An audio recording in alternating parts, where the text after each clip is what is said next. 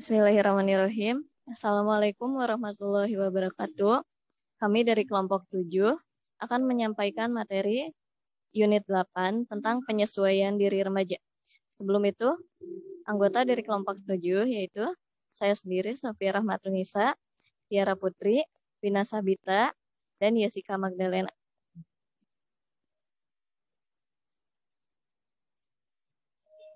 Tujuan dari pembelajaran bab ini atau unit ini adalah memahami konsep dan proses penyesuaian diri, memahami permasalahan-permasalahan penyesuaian diri remaja, memahami implikasi penyesuaian diri remaja terhadap penyelenggaraan pendidikan. Konsep dan proses penyesuaian diri remaja. Makna akhir dari hasil pendidikan seorang individu terletak pada telah dipelajari dapat membantunya dalam menyesuaikan diri dengan kebutuhan-kebutuhan hidupnya dan tuntutan masyarakat. Berdasarkan pengalaman-pengalaman yang didapat di sekolah dan di luar sekolah, ia memiliki sejumlah pengetahuan, kecakapan, minat-minat, dan sikap-sikap. Dengan pengalaman-pengalaman itu, ia secara berkesinambungan dibentuk menjadi seseorang pribadi seperti apa yang dia miliki sekarang dan menjadi seorang pribadi tertentu di masa mendatang. Materi selanjutnya.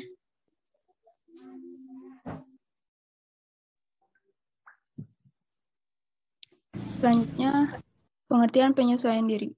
Penyesuaian diri dapat diartikan atau dideskripsikan sebagai berikut.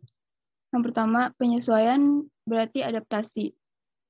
Dapat mempertahankan eksistensinya atau bisa survive dan memperoleh kesejahteraan jasmania dan rohania dan dapat mengadakan relasi yang memuaskan dengan tuntutan sosial.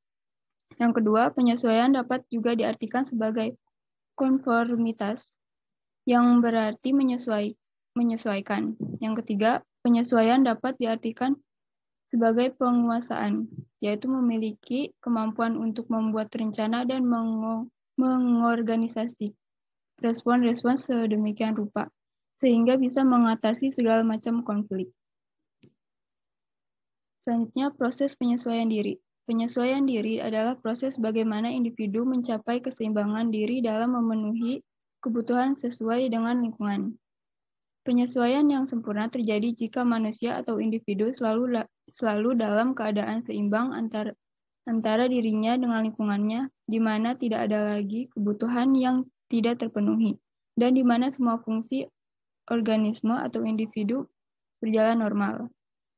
Dalam proses penyesuaian diri, dapat saja muncul konflik, tekanan, dan frustasi, dan individu didorong meneliti berbagai kemungkinan perilaku untuk membebaskan diri dari ketegangan.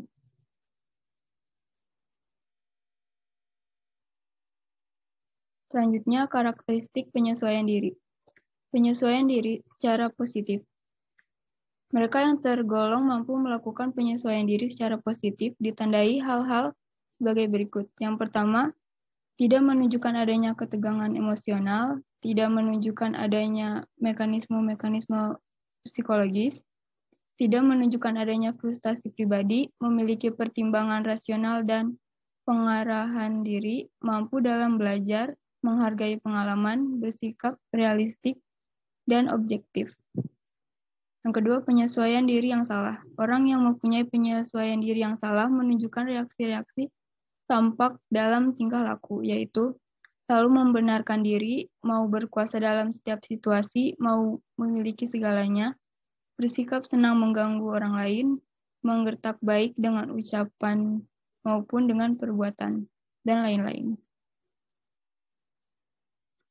Selanjutnya, kondisi jasmania. Kondisi jasmania seperti pembawaan dan struktur atau konstitusi fisik dan temperamen sebagai disposisi yang diwariskan. Aspek perkembangannya secara intrinsik berkaitan erat dengan susunan atau konstitusi tubuh. Misalnya, orang yang tergolong ektomorf, yaitu ototnya lemah, tubuhnya rapuh, ditandai dengan sifat-sifat menahan diri, segan dalam aktivitas sosial, pemalu, dan sebagainya. Yang kedua, perkembangan, kematangan, dan penyesuaian diri. Dengan bertambahnya usia perubahan dan perkembangan respon, tidak hanya melalui proses belajar saja, melainkan anak juga menjadi untuk melakukan respons dan ini menentukan pola-pola penyesuaian dirinya. Sesuai dengan hukum perkembangan, tingkat kematangan yang dicapai berbeda antara individu yang satu dengan individu lainnya, sehingga pencapaian pola penyesuaian diri pun berbeda pula secara individual.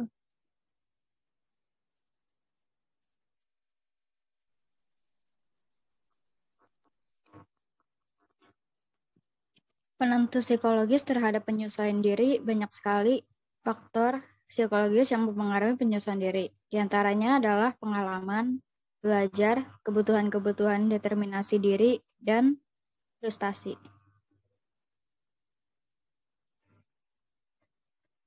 Konflik dan penyesuaian. Efek konflik pada perilaku akan tergantung sebagian pada sifat konflik itu sendiri. Cara seseorang mengatasi konfliknya dengan meningkatkan usaha ke arah pencapaian tujuan yang menguntungkan secara sosial, atau mungkin sebaliknya, ia memecahkan konflik dengan melarikan diri, khususnya lari ke dalam gejala-gejala neurotis. Lingkungan sebagai penentu penyesuaian diri. Berbagai lingkungan berpengaruh terhadap penyesuaian diri anak, yaitu pengaruh rumah dan keluarga, hubungan dan orang tua, hubungan saudara, masyarakat, dan sekolah. Kultural dan agama sebagai penentu penyesuaian diri. Proses penyesuaian diri anak mulai dari lingkungan keluarga, sekolah, dan masyarakat secara bertahap dipengaruhi oleh faktor-faktor kultur dan agama. Lingkungan kultural di mana individu berada dan interaksi akan menentukan pola-pola penyesuaian dirinya. Contohnya tata cara kehidupan di sekolah, di masjid, gereja, dan semacamnya akan mempengaruhi bagaimana anak menempatkan diri dan bergaul dengan masyarakat sekitarnya.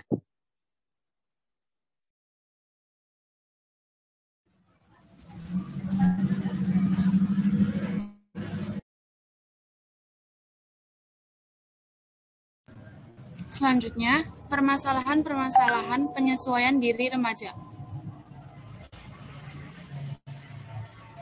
Tingkat penyesuaian diri dan pertumbuhan remaja sangat tergantung pada sikap orang tua dan suasana psikologis dan sosial dalam keluarga. Permasalahan-permasalahan penyesuaian diri yang dihadapi remaja dapat berasal dari suasananya, psikologis keluarga seperti kekerasan keluarga.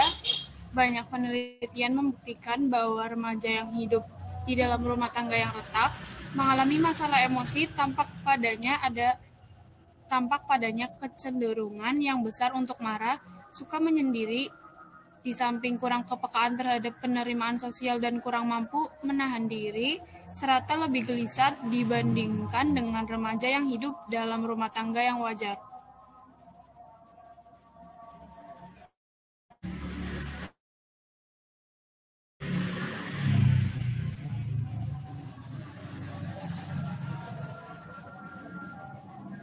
Next. Implikasi proses penyesuaian remaja terhadap penyelenggaraan pendidikan.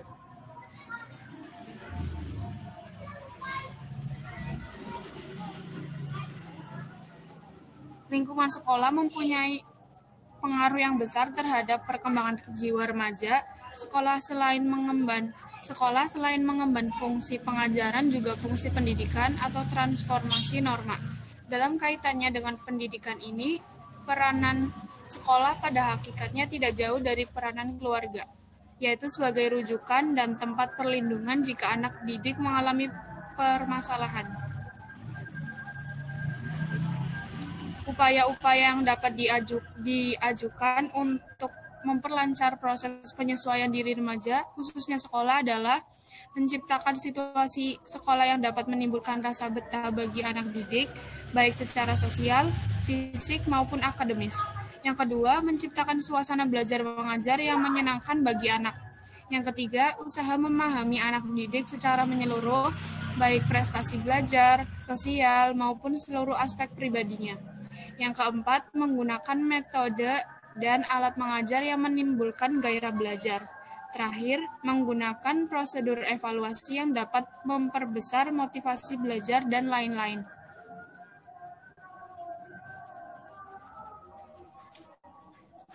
Sekian presentasi dari kelompok 7 tentang unit 8. Mohon maaf jika ada kesalahan. Wassalamualaikum warahmatullahi wabarakatuh. Waalaikumsalam warahmatullahi wabarakatuh.